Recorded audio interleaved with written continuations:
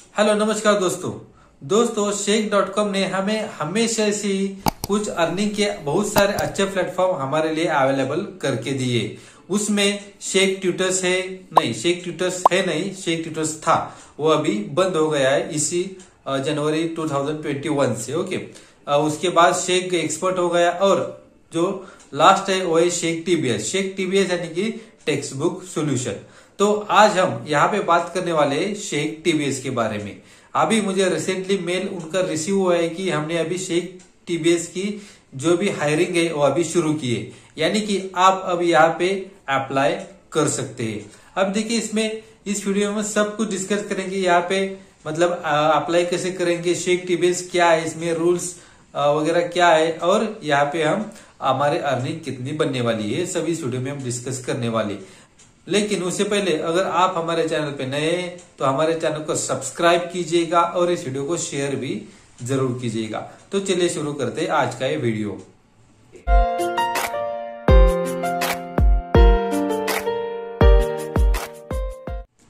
दोस्तों shake TBS यानी कि टेक्स्ट बुक सोल्यूशन एक बहुत ही अच्छा प्लेटफॉर्म है जो कि शेक.com ने हमारे लिए प्रोवाइड किया है। अब देखिए इसमें जनरली क्या होता है, शेक.com क्या करता है, एक बंच देता है क्वेश्चंस की, कुछ असाइनमेंट्स होती है, उसमें कुछ क्वेश्चंस रहते हैं।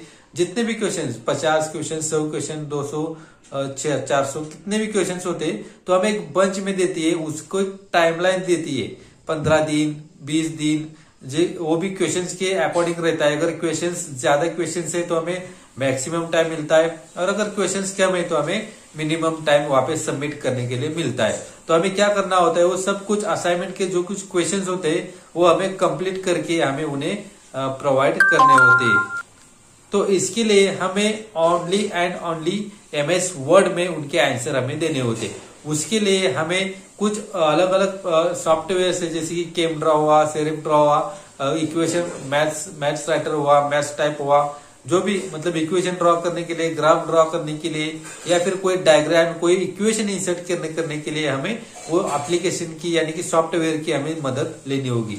और सब कुछ जो सोल्यूशन है वो आपको MS वर्ड में ही प्रोवाइड करने हैं। आपको वहां पे हैंड रिटन आंसर अलाउ नहीं है, वो एक्सेप्ट नहीं करते। ठीक है, तो इसके भी कुछ रूल्स उन्होंने बनाए, कुछ गाइडलाइंस बनाए कि आप MS वर्ड में कैसे आंसर आपको देना चाहिए। आप वो जो गाइडलाइंस है उनके वेबसाइट पर जाके पढ़ सकते हैं। अब देखिए यहाँ पे बात आती है प्राइसिंग की। देखिए अलग अलग जो भी प्राइसिंग है वो सब्जेक्ट के हिसाब से और क्वेश्चंस की डिफिकल्टीज और लेंथ के हिसाब से जो भी प्राइसिंग है आपको दी जाती है।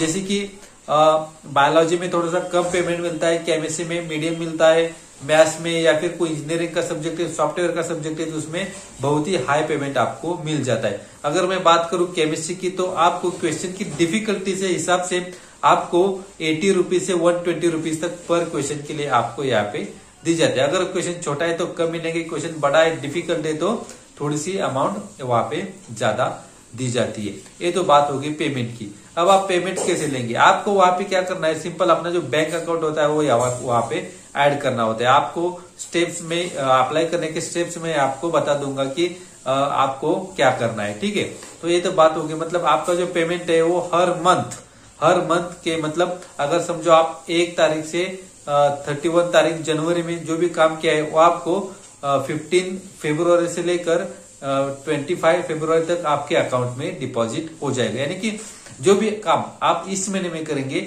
उसका पेमेंट आपको अगले महीने 15 से 25 तारीख के बीच में मिल जाएगा। वो आपके डायरेक्टली बैंक अकाउंट में डिपॉजिट हो जाएगा।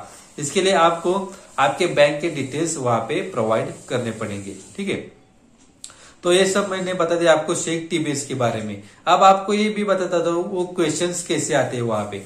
वो जैसे कि मैंने बताया कि क्वेश्चंस का एक बंच होता है, एक असाइनमेंट होता है, वो डायरेक्टली आपको मेल करते हैं। आपको सब कुछ रीडिंग मटेरियल जो भी है वो आपको सब प्रोवाइड करते हैं। आपको सिर्फ क्या करना है, जो क्वेश्चन पढ़ना है उसका जो क्वेश्चन के आंसर आपने जो उन्होंने जो मटेरियल दिया होता है, रीडिंग मटेरियल या फिर राइटिंग मटेरियल जो भी होता है, वहां से हमें सर्च करना है और उसके हिसाब से हमें आंसर दे देना है। सब कुछ आंसर हमें MS वर्ड में ही देना है, उसके अलावा कोई भी प्लेटफॉर्म यहाँ पे एक्सेप्टेबल नहीं है।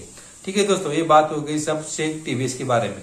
अब जान लेते हैं इसके अप्लाई कैसे करेंगे करने के बारे में, अप्लाई करने के बारे में। ठीक है, तो चलिए दोस्तों मैं यहाँ पे आपको बता देता हूँ एक शॉर्ट में। देखिए दोस्तों, यहाँ पे 7 आपको 7 स्टेप्स में अप्लाई करना होगा। अब वो 7 स्टेप्स क्या है मैं आपको 1 बाय 1 बता देता हूँ। जो इनका पहला स्टेप्स है वो है रजिस्ट्रेशन का। अब आपको रजिस्ट्रेशन में क्या करना है दोस्तों, सिंपल आपका नाम, ईमेल आईडी, फोन नंबर, आपका एजुकेशन क्वालिफिकेशन, ये सब कुछ आपको वहां पे फिलअप करना है। ये सब आपका आ गया रजिस्ट्रेशन के प्रोसेस, रजिस्ट्रेशन के स्टेप में, स्टेप फर्स्ट में।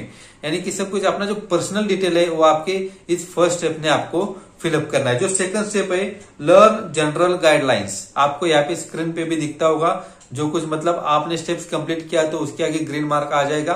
दूसरा स्टेप्स होता है लर्न जनरल गाइडलाइंस, मतलब उनकी कुछ गाइडलाइंस होते हैं, हम आंसर कैसे दे, किस फॉर्मेट में दे, कौन सा एप्लीकेशन, कौन सा सॉफ्टवेयर यूज करना चाहिए, कौन सा लेटर कैपिटल होना चाहिए, कौन सा स्मॉल होना चाहिए, कॉमा किधर देना चाहिए, किधर नहीं देना चाहिए, ये सब कुछ उन्होंने इस गाइडलाइंस में बता दिया है। तो हमको क्या करना है, वो पहले गाइडलाइंस, सब कुछ गाइडलाइंस है वो हमें पहले रीड करना है, सब कुछ पढ़ने हैं। और उसके बाद एक टेस्ट आता है, उसमें लगभग 15 क्वेश्चन होते हैं। 15 क्वेश्चन में आपको 70% मार्क्स आपको लाने। जो मैंने जो टेस्ट सॉल्व किया था मेरा, तो वहां पे मतलब पास हो गया। आपको यहाँ पे मेरा रिजल्ट भी दिख जाएगा।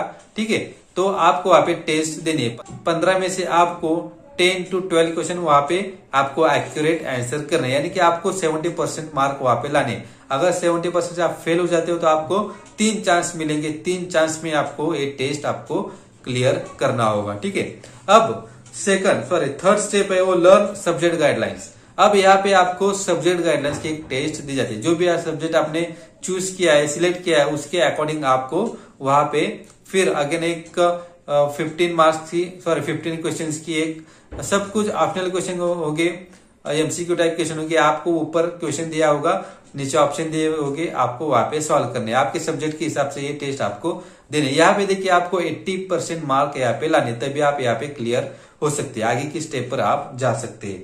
अब फोर्थ जो स्टेप है वो डिग्री वेरिफिकेशन, मतलब स्टेप फर्स्ट में आपने जो भी डिग्री है वहां पे आपने फिलअप किए, आइदर एमएससी है, बीएससी है, बीटेक है, जो भी है, वो आपको क्वालिफिकेशन की जो भी डॉक्यूमेंट्स है आपको वहां पे क्या करने है, अपलोड कर देनी है। जो जेपीजी फॉर्मेट में आपको वहां पे अपलोड कर देनी है। अब फिफ्थ स्टेप है आपका पैन वेरिफिकेशन, यानी कि आपको पैन वेरिफिकेशन मतलब आपका पैन कार्ड वहां पे अपलोड करना होता है। अब देखिए उन्होंने ऐसा क्लियरली मेंशन किया है कि आपका पैन डिटेल कहाँ भी डिस्क्लोज नहीं होगा, यानी कि सब कुछ इंफॉर्मेशन आपकी किधर भी डिस्क्लोज नहीं होगी, उनके पास सेफ रहेगी। अब आप कहेंगे कि ये पैन कार्ड क्यों लेते हैं भाई, तो पैन कार्ड वो क्या करते हैं, जो भी हमारे अर्निंग है वो हमारे डायरेक्टली बैंक अकाउंट में डिपॉजिट करते हैं। तो हमारे टैक्स इन्फॉर्मेशन के लिए हमारे पैन की इंफॉर्मेशन उनके पास होनी चाहिए, इसीलिए वो हमारे तरफ से हमारा पैन कार्ड उनको चाहिए होता है। तो बेफिक्र आप यहाँ पे अपना पैन कार्ड अपलोड कर सकते हैं। अब नेक्स्ट जो स्टेप आता है वो बैंक वेरिफिकेशन। आपको सिंपल यहाँ पे क्या करना है, अपना पेमेंट चेक की तरफ से लेने के लिए आपका जो बैंक अकाउंट है, बैंक अकाउंट और आईएफएससी कोड के साथ वहां पे आपको भरना होता है। तो आप सिंपल वहां की जगह अपना बैंक अकाउंट नंबर, कुछ सिलेक्टेड बैंक से वहां पे 5 से 6 सी बैंक आपको वहां पे मिलेंगे, उसी में अगर आपका अकाउंट है तो आप वहां से पेमेंट ले सकते हैं। अगर अकाउंट नहीं है तो आपको वहां पे अकाउंट बनाना पड़ेगा। और हाँ, एक बात मैं आपको बता देता हूँ, वहां पे कैनरा बैंक अवेलेबल नहीं है, कैनरा बैंक नहीं है, बैंक ऑफ बड़ौदा नहीं है। ठीक है, उनकी लिस्ट देखिए 5 से 6 बैंक है, उसमें से जाके अगर आपका अकाउंट नहीं है तो अकाउंट बनाइए और फिर आपका वो अकाउंट नंबर और आपका आईपीसी कोड उस बैंक का वहां पे पुटअप कीजिए। ठीक है, और जो लास्ट स्टेप आता है मोबाइल वेरिफिकेशन का। जो स्टेप फर्स्ट में आपने जो मोबाइल नंबर आपने पुटअप किया है उसके ऊपर इनका एक ओटीपी आ जाएगा। सिंपल आपको ओटीपी यहाँ पे पुटअप करना है, आपका मोबाइल नंबर ऑटोमेटिक वेरीफाई हो जाएगा। ये सब होने के बाद उनकी तरफ से एक मेल आता है, उस मेल में आपको क्लियरली इंडिकेट दिया होता है कि आपको आने वाले 6 दिनों में, वो 6 वर्किंग डेज में आपको उनकी तरफ से रिप्लाई आ जाएगा, आइदर यू आर सिलेक्टेड और नॉट सिलेक्टेड। ठीक है, तो अगर सिलेक्टेड हो जाते हो तो आपकी जर्नी यहाँ पे शुरू हो जाती है। तो आपको एक असाइनमेंट देगी, वो आपको सॉल्व करके उनको फिर से वापस मेल कर देनी होती है और आपको यहाँ पे पेमेंट मिलनी शुरू हो जाती है। लेकिन सब कुछ उनके गाइडलाइंस के हिसाब से ही होना चाहिए, अदरवाइज आपको पेमेंट नहीं मिलेगी। और जो भी क्वेश्चन आपने सॉल्व किए उसका पेमेंट आपको मिल जाएगा। ऐसा नहीं कि क्वेश्चन रॉन्ग है या फिर, लेकिन हाँ वो क्वालिटी चेक भी उनसे वो करते हैं। क्वालिटी चेक में अगर आपके आंसर सही आते तो ये आपको वो फॉरवर्ड करते, आपको काम करने के लिए वो अलाउड करते, अदरवाइज आपको अलाउड नहीं करते। ठीक है, यानी कि हर क्वेश्चंस का आपको वहां पे पेमेंट मिलने वाला है। तो चलिए देर किस बात की, जल्दी जाइए। आपको मेरे स्क्रीन पर तो उनका डैशबोर्ड दिखता होगा। ठीक है, तो जल्दी जाइए, अप्लाई कीजिए और अपनी अर्निंग शुरू कीजिए। तो चलिए दोस्तों, अगले वीडियो में मिलते हैं एक नए टॉपिक के साथ। तब तक के लिए हैव अ गुड डे।